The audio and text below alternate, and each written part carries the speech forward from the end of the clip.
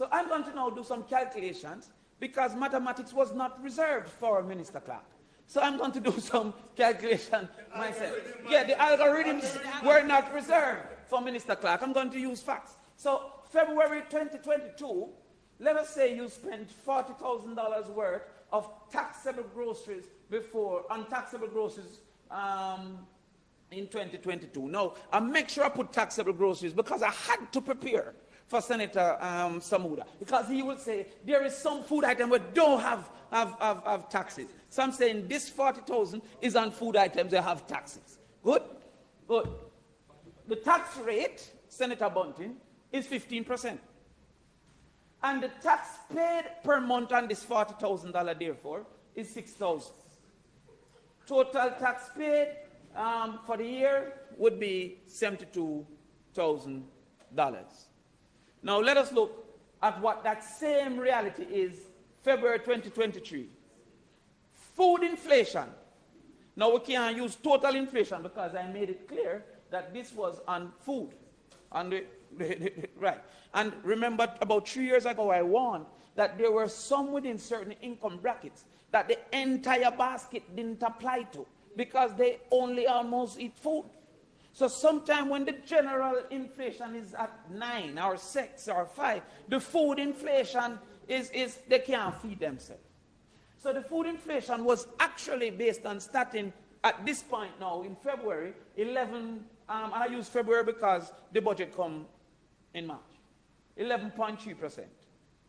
So what happens now, the cost of the grocery before taxes is now 44,520.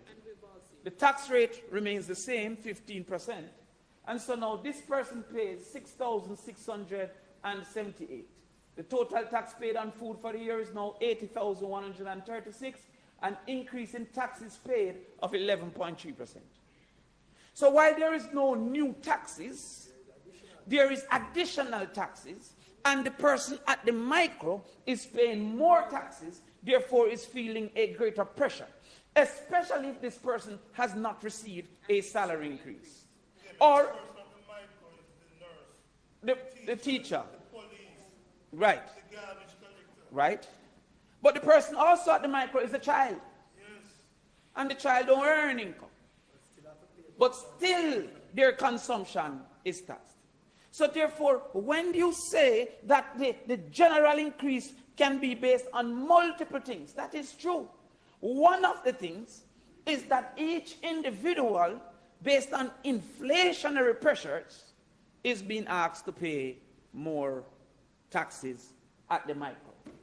And that is the point that the leader of opposition was making.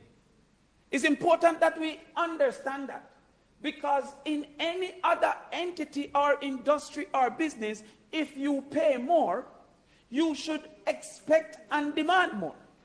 So therefore, the people must be told and made to understand that they are paying more and therefore should demand more and should expect more.